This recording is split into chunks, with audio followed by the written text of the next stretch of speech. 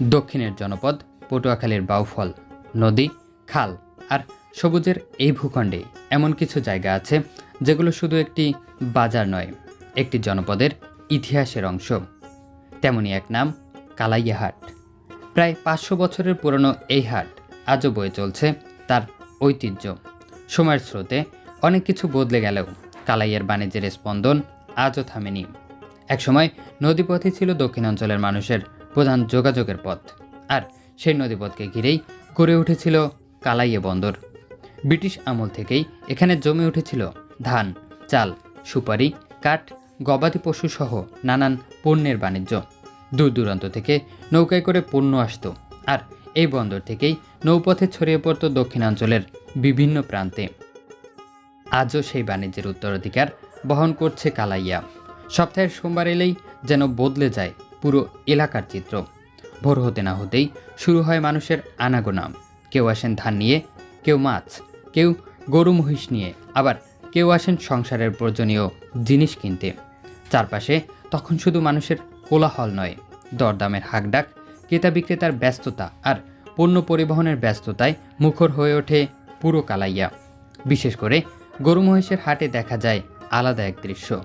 দূর দূরান্ত থেকে ব্যবসায়ীরা পশু নিয়ে আসেন এই জায়গায়, কেউ বিক্রি করতে, আবার কেউ আসেন কিনতে। এক একটি পশুকে ঘিরে চলে দরদাম। কেউ দাম হাঁকেন, কেউ হিসাব মেলান, আর শেষ পর্যন্ত হাত মেলানোর মধ্য দিয়ে সম্পন্ন হয় একটি বেচা কেনা।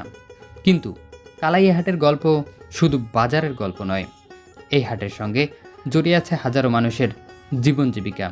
কেউ ব্যবসা করেন, কেউ দোকান সাজান, কেউ কৃষকের উৎপাদিত পণ্য বাজারে পৌঁছে দেন। অর্থাৎ একটি হাটের ব্যস্ততার আড়ালে লুকিয়ে থাকে অসংখ্য পরিবারের জীবনের গল্প। আর এই গল্পের অন্যতম নায়ক কালাইয়া খাল ও নদীপথ।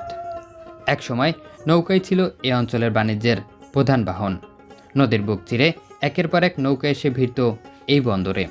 আজ যোগাযোগ ব্যবস্থা বদলেছে, সড়কপথ এসেছে, আধুনিক পরিবহন এসেছে, তবুও কালাইয়ার সঙ্গে নদীর সম্পর্ক যেন এখনও অটুট। কারণ এই বন্দর শুধু পণ্য কেনাবেচার জায়গা নয়, এটি দক্ষিণাঞ্চলের নদীকেন্দ্রিক জীবন ও অর্থনীতির এক জীবন্ত স্মৃতি।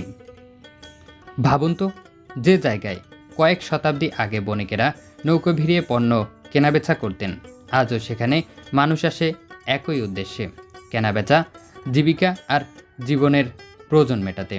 সময় বদলেছে, মানুষের পোশাক বদলেছে, পরিবহনের ধরন বদলেছে, কিন্তু বাণিজ্যের সেই চিরচেনা ব্যস্ততা এখনও রয়ে গেছে। তাই কালাইয়া হাটকে শুধু একটি হাট বললে হয়তো ভুল হবে।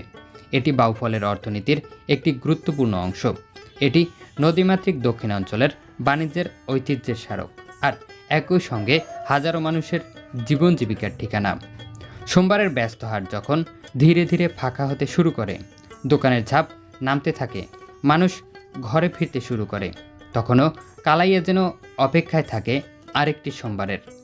আবার আসবে মানুষ, আবার বসবে হাট, আবার উঠবে দরদামের হাঁকডাক।